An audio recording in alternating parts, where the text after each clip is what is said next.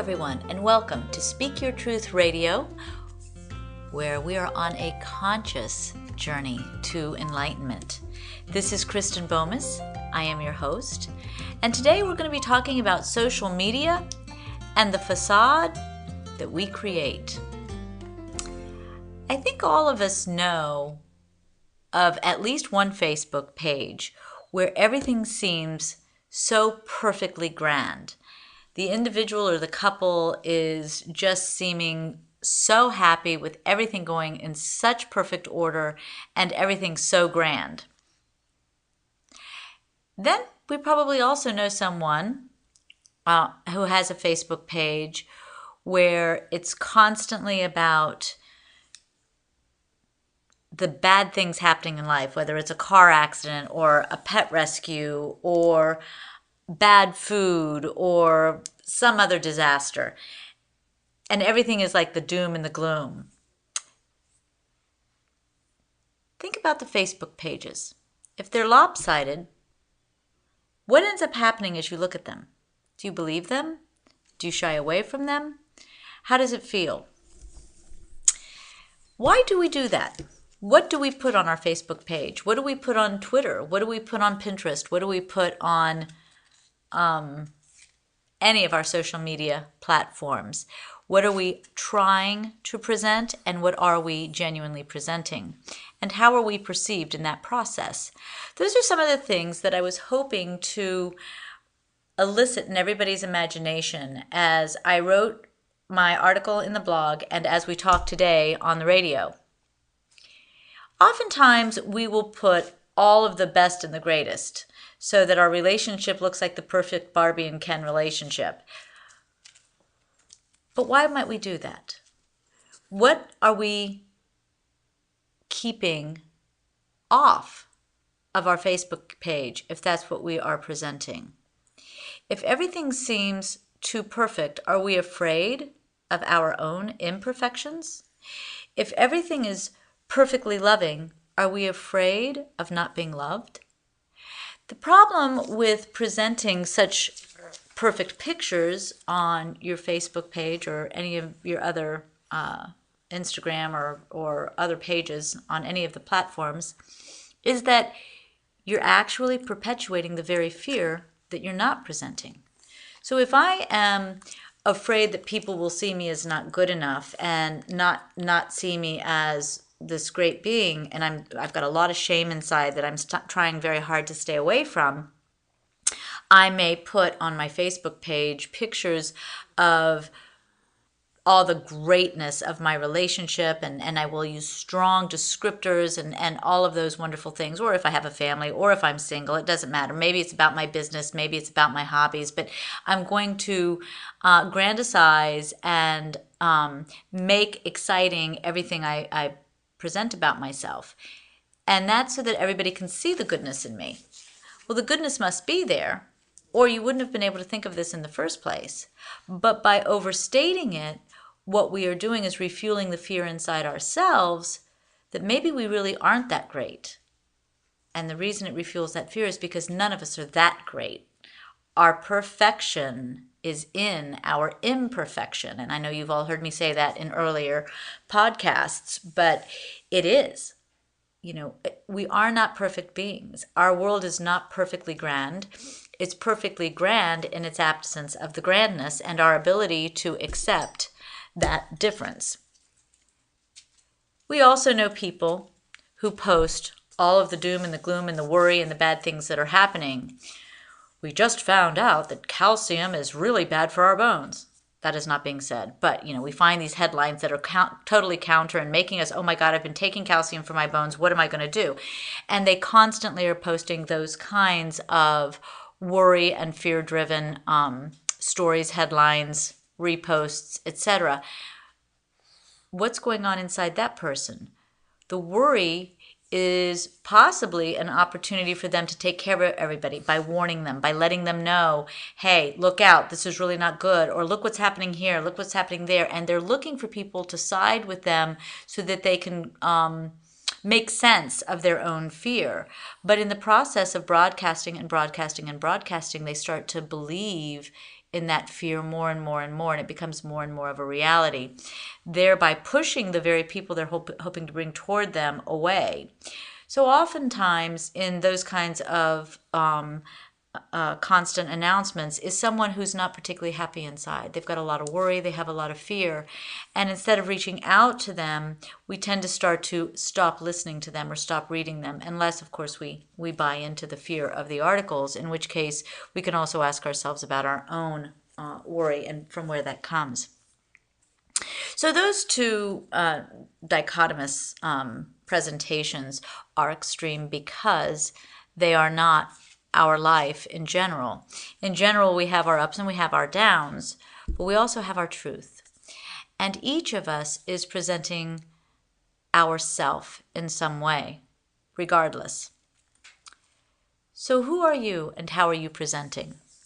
I had a few people respond to the blog, and I want to thank you all very, very much for your responses. And I also want to thank you for giving me the opportunity to share those responses in this radio show. One of the responses that I received was a person's reaction on Facebook and another person's response to that reaction. Let me read it to you. Because of statements a friend made about the president, he lost a few friends on Facebook. His comments were not based in hate, but he felt the president made a lot of wrong moves and offered his thoughts. The gentleman who wrote to me attempted to assure his friend to, quote, always believe in yourself and stick by your beliefs, end quote, and that life is not based on a Facebook tally.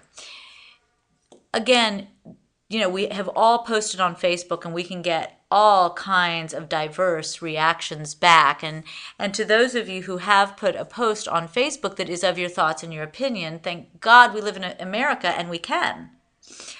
But if we're putting those opinions up and we are doing them in such a way that we're right, you're wrong, that really, you're looking to elicit. But in this question or comment posed by this gentleman, he did not do that.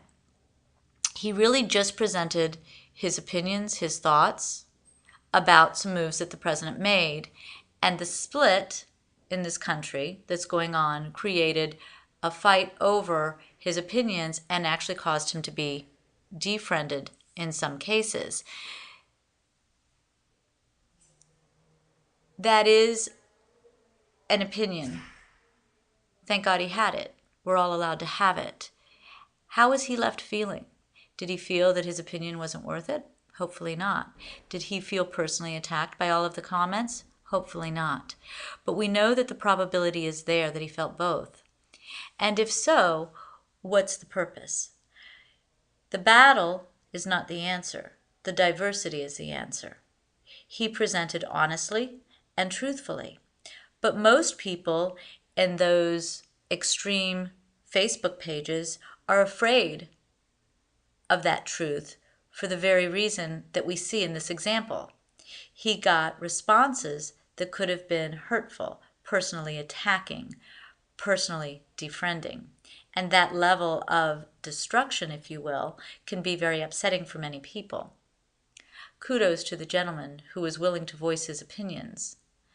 What can we do as a people and as individuals to not be shy of other people's reactions, whether they're in hate or judgment or fear? All of those are fear-based. In order to stay true to ourselves, are we willing to be seen in the light that others want to see us in order to be true to ourselves? What is that integrity about inside each of us? It takes effort to grow that integrity. It's not just there. So if it feels like it's not completely intact, don't judge it. Just understand that's true for most. It takes time for it to grow. But as long as your Facebook page is trying to present something that is what you wish to be instead of that which you are and who you are, you're furthering your fear of not being good enough, of not having that level of integrity and awareness. So I go back to that question. That question really says, or statement, says that, if we post our truth, if we post our real thoughts, what does happen? Isn't it easier to just post the good stuff so nobody comes back with their mean comments? Or wouldn't it be easier to post it in a way that everybody will agree and jump on the bad bandwagon about how bad this was done and how not good that was done? That may be the easier route, but it's not the truthful route. And it leaves you, the individual, believing that your own thoughts, your own beliefs, your own dreams aren't worthy of presentation. And that if there is a faltering in any of that, if there is disagreement from others in any of that, that what you're hoping for, what you're thinking, what you're believing is not good enough. I think I have time to address at least one other bit of feedback that I got. Another gentleman wrote in saying that he felt so good after distancing himself from social media and thought that it was a good idea to give himself a break. I wonder how many of you out there have felt that way. It is interesting that to give himself a break from Facebook gave him a break. Was he too attached to the feedback on Facebook? That's really what we're talking about here. What is our attachment to what others are saying, thinking, and feeling about us, when really the truth is, how do we feel about ourselves? So in giving himself a break from Facebook, he was able to give himself the opportunity to detach from others' voices and only hear his own voice giving him his own truth. There was nothing pushing against it, nothing promoting aspects of it that maybe weren't the aspects he wanted promoted. So he was able to step back and feel a break from it all. Though I wonder if when he decides to get back into social media, how he will do that. Will he make a change? Will he decide to enter in with a greater truthfulness and more of an observer stance rather than attached to all of the feedback that's coming in? On my professional Facebook page, if you go through some of the posts that I have done, there have been some that have been quite controversial, and we get all kinds of really diverse answers, from hateful and negative to positive and curious and ponderous, and everything on the in-between. Those are important because that's what exists out there. So to accept each individual out there in a place of fear or in a place of love, doesn't matter where they're at, that's where they're at, is to accept them for their own stance. To take it personally is to lose that observer stance. It is in the observer stance that you see others separate from yourself. To be attached to their feedback is to not attend to yourself and to think that others define you. So if on your Facebook page and all your other social media platforms you can find a way to be more true to your own self, you will find that when you observe others, you'll start to see them as separate from you. So in the last minutes, let's look at what you might do to be more truthful on Facebook. Each and every one of us has our challenges. Daily, weekly, monthly, whenever. We have challenges in this life. That's by definition, it's always going to be that way.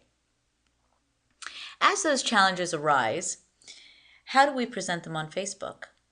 If we ignore them, then we're afraid of addressing them ourselves, and then we perpetuate the fear of addressing them. But we can address them. Today was a bit challenging, and then we could put up some sort of a quote that allows us to begin the healing. We can put up a gratitude that is an opposite to what we're experiencing to move us towards that healing. But anything we do on our Facebook page to acknowledge that this has been a bit challenging, and this is what I'm going to do to move through it, lets everybody see, yeah, you've had your challenges like everybody else, and this is what you're going to do for it. That's an option. You don't have to just air your dirty laundry, but you can say, today isn't as great as yesterday, looking for ways to make it better, and then watch all the positives come in. You can also talk about your great days. boy, what a great day it was. I got to experience this, that, and the other, and looking forward to pursuing that again tomorrow or whatever. But you just don't want it to be one side or the other. It's those extreme views that throw you out of the equation. So you want to look at your day, look at your post, be spontaneous, spontaneous to self. What is going on in your thoughts right now? What is going on in your world right now? And if you find yourself in reviewing your Facebook page with a lot of grim, are you looking for somebody to come in and rescue you? Are you looking for someone to really hear your hurt? That's something that you personally can look at. That doesn't need to be done on Facebook or any of the other platforms. You can really take that time then with a close friend to sit down and say, in Facebook I find myself saying this a lot. What can I do to heal?